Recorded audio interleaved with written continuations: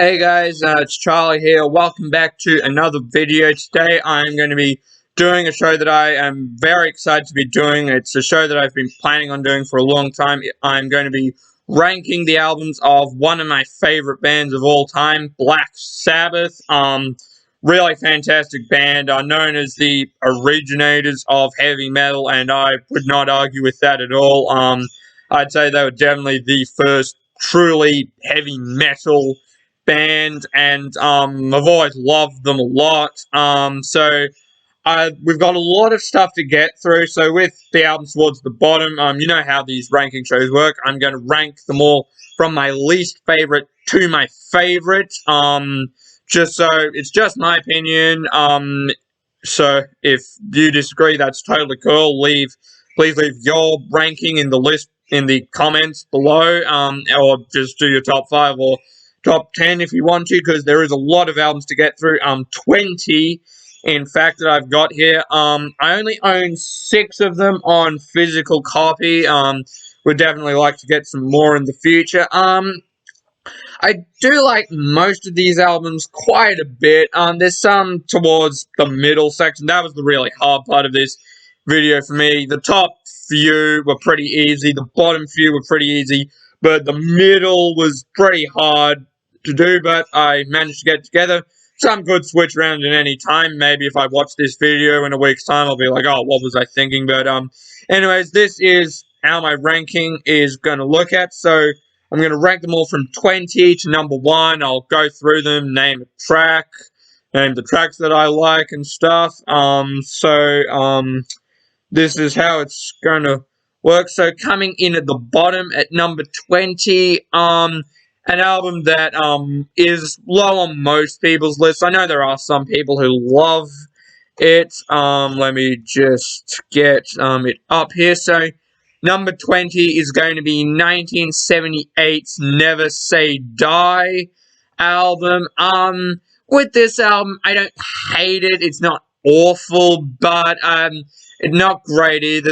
It was the last album to include Ozzy Osbourne on vocals till 2013, and they just weren't getting along at this point. They were high on drugs and stuff, and things within the band just weren't going well. Ozzy wasn't getting along with the rest of the guys and stuff, and sometimes in band turmoil creates something that is really good, but in this case it didn't really. It's just a lot of real weird experimental stuff going on that I'm not a big fan of. There are some good songs on here. The title track is good.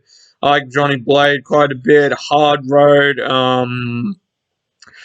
The rest of it I don't really care for all that much. To me, it just doesn't really work very well.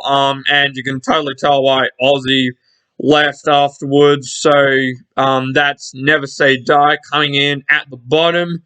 Number 19, we're going to go with an album that I actually don't hate as much as other people do, but I can see why, and it's not great by any means. It is going to be Forbidden from 1995. I know most people have this right at the bottom. I think this album's alright. A little bit better than Never Say Die, definitely. There's some good songs on here. It sounds like a Black Sabbath album, and the songwriting's not terrible on it. The production's not great at all, and the opening song, The Illusion of Power, which has Ice-T rapping a verse on it, is just weird. Don't like that very much. But there is some decent stuff on here, actually. Get a Grip, the second song, is actually really good, and Can't Get Close Enough is a really cool song. I like it because it doesn't sound like a Black Sabbath song. It's got this kind of weird mellow intro, which is kind of cool. It's kind of disconnected in a way, the song, if you know what I mean. But whereas with the title track's quite good. Rusty Angels, not terrible, not bad. So it's not a bad album, I don't think, but definitely not one of their best. Not really a big fan of the guitar sound in spots on this album. Production from Ernie C. from Body Count isn't great. This is the last album to feature Tony Martin on vocals, and some of the other stuff from this era is actually pretty good, but This one, not a great album, was their last until 2013, and they in fact reunited with Ozzy a couple of years later. So, yep, that's Forbidden, coming in at number 19, and number 18, we're going to go with, the album that actually came before that, Cross Purposes from 1994. Not a bad album. Definitely some good stuff on here. Eyewitness, the first song is alright. Psychophobia, Virtual Death, Immaculate Deception, Cardinal Sin, Evil Eyes, pretty cool. So, not a bad album. Cross Purposes coming in at number 18. Most of the stuff from here on up, I think, is quite good. So coming in at number 17, I'm just trying to get it up here. Where is it? I know this is probably going to upset a lot of people, but number 17, I'm going to have to go with the debut album, Black Sabbath. Yes, I know, I always rank the debut albums fairly low in these lists, but I do like this album, but don't love it all that much. They haven't really found their sound yet. It's really kind of bluesy. It's kind of more of like a blues rock album and stuff. It's not all. They kind of haven't found their heavy metal sound yet. But there is a lot of great stuff on here. The title track to kick it off is really good. The Wizard is definitely my favorite song on this album. That's a really great song. NIB, Behind the Wall of Sleep's good. Warning, which kind of has that really weird, long, meandering instrumental jamming section in the middle. So pretty good album. But not great. Black Sabbath debut coming in at number 17. Number 16, this could rank lower than the previous album, but it's not a bad album. I do actually quite like it. It's going to be Seventh Star from 1986. So this album is obviously meant to be a Tony Iommi solo album, and of course on the album cover it says Black Sabbath featuring Tony Iommi with a picture of Tony out in the desert. If you can picture that cover and go and look it up on the internet.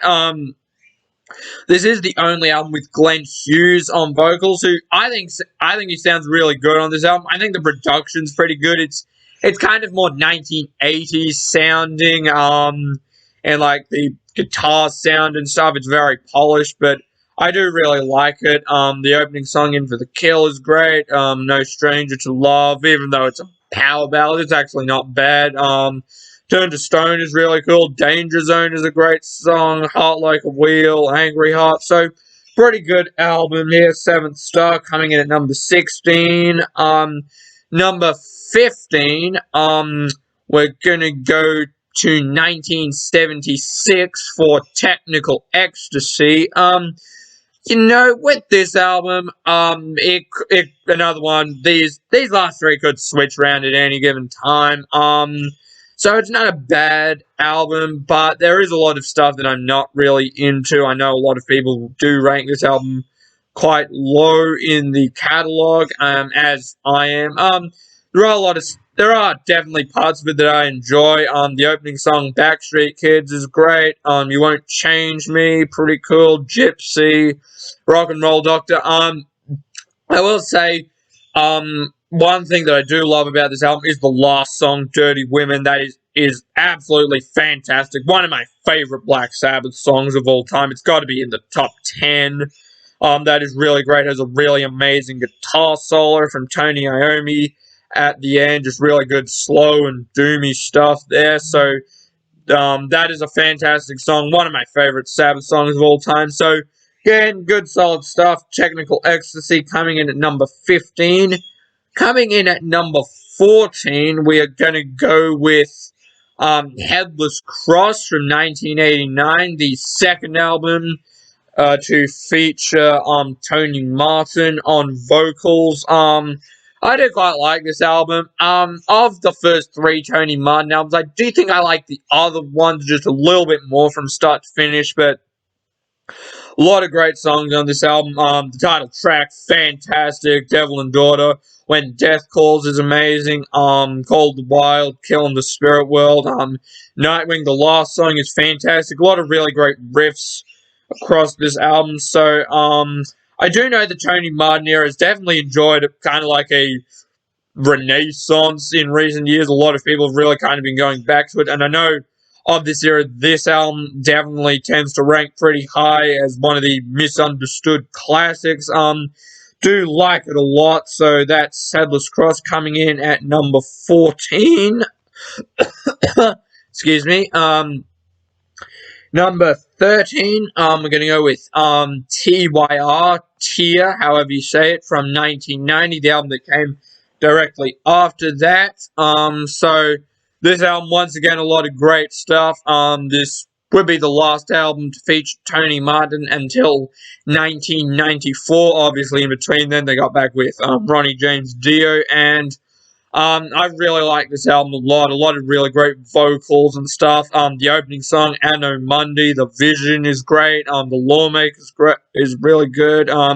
Jerusalem has an absolutely fantastic vocal performance from Tony Martin. That's easily one of the absolute best Tony Martin era songs. Sabbath Stones, Feels Good to Me, Heaven in Black. So good. So very good album here. Tear coming in at number. What are we at? 13. Number 12, we're going to go with definitely my favorite of the Tony Martin years, which is the Eternal Idol from 1987. Really good album here. Like it a lot. A lot of great songs on it. The Shining, the opening song is fantastic. Ancient Warriors is cool. Hard Life to Love is great. Nightmare is a great song. Lost Forever. Then the closing track, Eternal Idol, really slow and doomy. I think Tony Martin sounds great on this album. A lot of great riffs. Really good album here. Eternal Idol coming in at number 12. Coming in at number 11, and this one could be kind of controversial because it's kind of a Black Sabbath album, but it kind of isn't. We're going to go with The Devil You Know by Heaven and Hell from 2010. A lot of really great stuff on here. This was actually the last album Ronnie James Dio ever appeared on before his untimely death in 2010. And a lot of great songs on here. The first song, Ashman Evil, is great. Fear. Bible Black is a great song. Double the Pain, Turn of the Screw, Follow the Tears. The last song, Breaking Into Heaven, is great. You may call this a Black Sabbath album, you may not. I totally would, because it's got the Mob Rules lineup. You got Ronnie James Dio on vocals, Tony Iommi on guitar, Geezer Butler on bass, and Vinny Appice on drums. So really good stuff here. The Devil You Know by Heaven and Hell coming in number 11. Number 10, we are going to go with the 1983 album, Born Again, the one and only album to feature Ian Gillan from Deep Purple on vocals. I think he does a really great job on this album. A lot of great songs on here. The production's kind of muddy on it, but it's quite heavy. A lot of really good riffs. Trash, the opening song, is good. Disturbing the Priest is great, really slow and doomy. I like Zero the Hero a lot. That's really cool. The title track, Hotline. The last song, Keep It Warm, is really great as well. So, great album. Born Again coming in number 10. Number 9, we are going to go with, I know a lot of people will, this may be a little controversial, ranking it in fairly, well, it's in the top half, but kind of lower. I'm going to go with Paranoid from 1970, their second album. This means definitely a massive improvement over the debut. Obviously, it's got some of their most famous songs on it, like War Pigs and the title track and Iron Man. And those songs are all great as well, but there's a lot of other really cool stuff. Electric Funeral, Hand of Doom, and my favorite song on the album would definitely be the last song, Fairies Wear Boots. That's a great song. Got this really awesome deluxe box set version of it, which is really good. And I'll just open it up, and it's got a cool book and tour program in it, and there's the CD itself. So really great stuff here. Paranoid coming in at number 10. I mean number 9. Sorry. Losing count. Number 8. We are gonna go with. Let me just put this box away. We're gonna go with Volume 4 from 1972. Always really liked this album. A lot of great stuff. I did a review on it a while back, so go and check that out. A lot of really cool stuff on here. Wheels of Confusion, the first song is great. Tomorrow's Dream, Supernaut, Snowblind's fantastic. Laguna Sunrise is kind of the cool instrumental. St. Vitus Dance and Under the Sun, the last song is great as well. A lot of great riffs and Tony Iommi, a lot of great guitar solos on it. So, really good album here. Volume 4 coming in at number 8. Number 17, Volume 4 could rank above this album at any day. Like I said before, a lot of these albums could switch around, but as it stands, I've got, this may be kind of an unpopular opinion, but I put Dehumanizer at number 7. I really like a lot of stuff on this album. This is when they reunited with Ronnie James Dio, and Geezer Butler appeared on it, reunited with them on this album as well. And it's so essentially reuniting the Mob Rules lineup, and really good album here. Computer God, After All the Dead is fantastic. Really going into dark, heavy stuff. TV Crimes is awesome. Definitely one of their heaviest albums. Master of Insanity, Time Machine, Too Late, I is kind of the more well-known song of this album, and then Buried Alive. Just excuse me for a second. Oh, oops.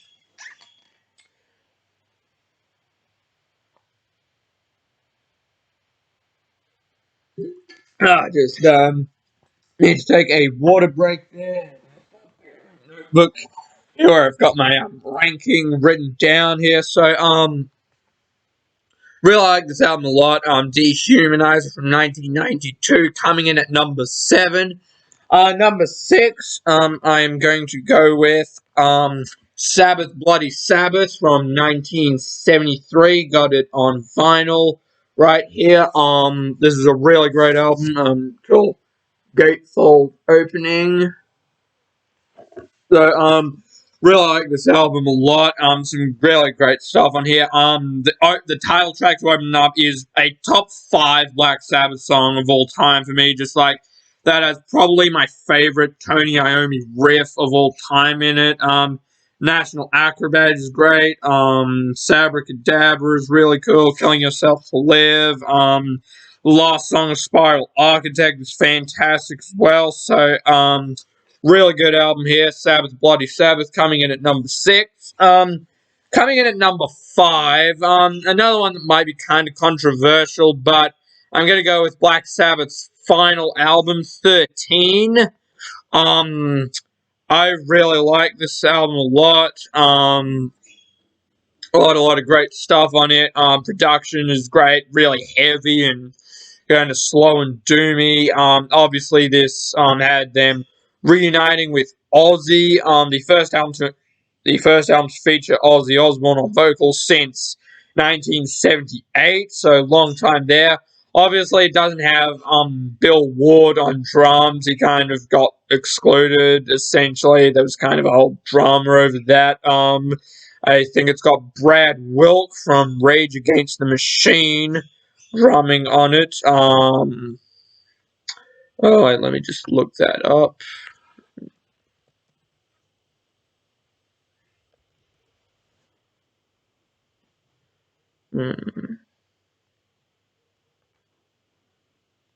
Just trying to get it up. Yeah.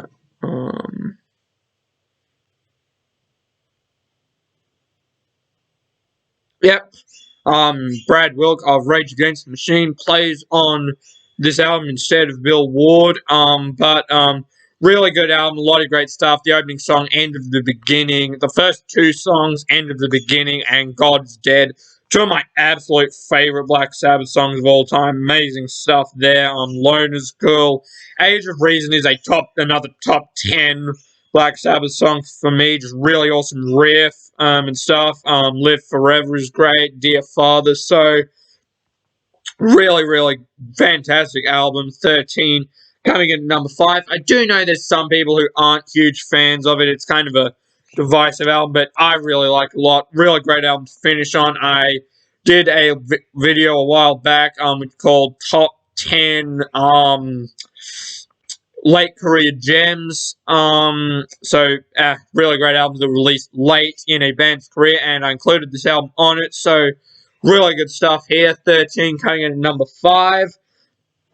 Number 4, we're going to go with Mob Rules from 1989, the second album featuring Ronnie James Dio on vocals.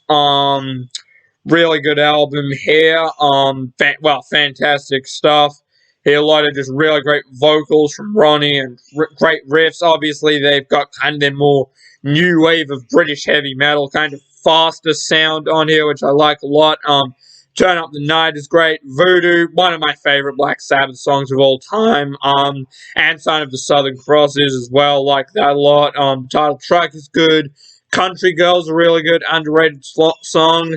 Slipping Away is another great underrated song. Falling Off the Edge of the World over and over. So fantastic album. Mob Rules coming in at number 4. And so my top 3 were pretty much set from the beginning. Really love all 3 of these albums. Number 3, we're going to go with another Sabbath album that I did a review on, Master of Reality from 1971. One of the albums that definitely ranks very high, and love this album a lot. Just really great stuff. Sweet Leaf, fantastic. After Forever is great. Children of the Grave is one of their more well-known songs. Lord of This World, Solitude's a really cool kind of ballady song, which I like a lot. And Into the Void closes off one of my top 5 favorite Black Sabbath songs of all time. Absolutely fantastic. So, Master of Reality coming in at number 3. Number 2, we're going to go with Heaven and Hell from 1980. Love this album. First to feature Ronnie James Dio on vocals. To me, it's just a perfect album. The production is absolutely fantastic. It's really great and melodic. So a lot of fantastic stuff. Neon Nights, Children of the Sea, top 10 Black Sabbath song of all time for me. Fantastic. Lady Evil is really good. The title track was amazing. Die Young is great. Walk Away, I think, is actually a really cool, underrated song. Really like the melody in that. And Lonely is the word to close it off is fantastic as well. Kind of slow and bluesy stuff with a great guitar solo from Tony Iommi at the end of it. So, yep, really great album. Heaven and Hell coming in at number 2. And number 1 is going to be Sabotage from 1975. This is pretty much always been my favorite Black Sabbath album. Really love the kind of progressive feel to it. Just really great production and riffs. Ozzy Osbourne's vocals on this album are fantastic. Definitely one of my favorite vocal performances from him. Got this another awesome super deluxe reissue of it that they did. And there's the CD right here. It also features a live album from the North American tour, which is really cool. So great stuff. Some of my a bunch of my favorite Black Sabbath songs of all time are on here. So Hole in the Sky to kick it all off is fantastic. Symptom of the Universe, amazing, really awesome riff from Tony Iommi. Really great stuff. Then it's got that kind of cool acoustic outro section. Megalomania could be my favorite Black Sabbath song of all time. Just so epic and stuff. I love that kind of slow and doomy build up, and then it breaks into that really kind of fast and heavy riff.